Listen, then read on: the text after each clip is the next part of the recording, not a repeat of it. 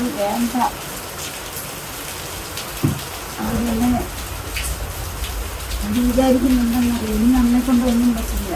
പണം ഉണ്ടാക്കാനോ അധ്വാനിക്കാനോ ഇനി അവര് വെച്ച് ചോറ് കൊടുക്കാൻ അവരെ കൊണ്ട് പറ്റില്ല. തൊട്ടാക്കി അവൾ പറഞ്ഞു എന്നെ നാണം കഴിപ്പിക്കാൻ വരരുത്. മോള് ബാഗ് എടുത്തുകൊണ്ട് ചെല്ലുമ്പോൾ അവൾക്ക് നാണക്കേടാവുന്നു. ഞാൻ അപ്പോഴേ ഇറങ്ങി. വെള്ളം പോലും കുടിക്കാതെ അവിടെ ഇറങ്ങി.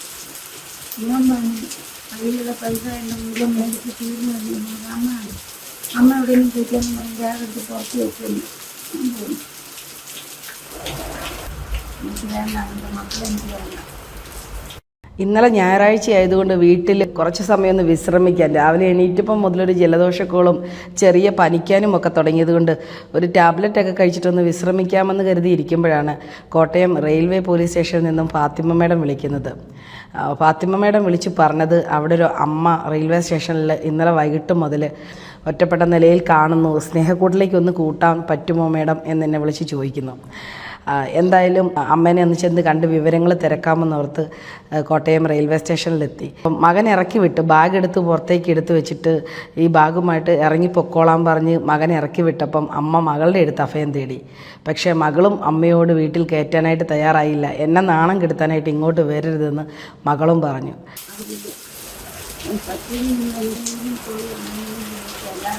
മക്കൾ വേണ്ട.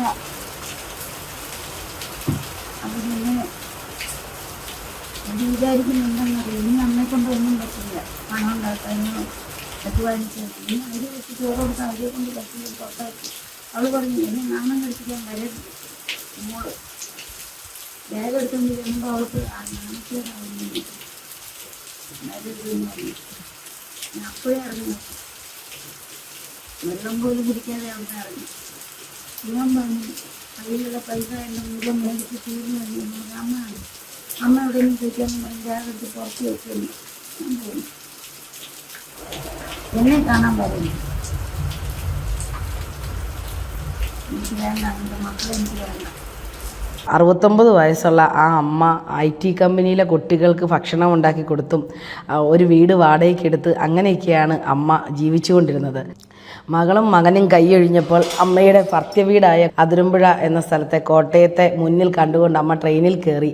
ട്രെയിനിൽ വെച്ച് പരിചയപ്പെട്ട ചേട്ടൻ്റെ അടുത്ത് അമ്മയുടെ കാര്യങ്ങൾ പറയുകയും അമ്മയ്ക്ക് എവിടെയെങ്കിലും ജോലി മേടിച്ചു കൊടുക്കാമെന്ന് ആ ചേട്ടൻ വാക്ക് കൊടുക്കുകയും ചെയ്തു.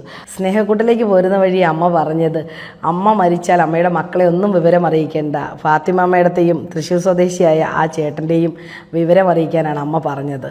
എന്തായാലും അമ്മ ഞങ്ങൾക്കൊപ്പം വളരെ സന്തോഷത്തോടു കൂടിയാണ് സ്നേഹക്കൂട്ടിലേക്ക് പോകുന്നത്.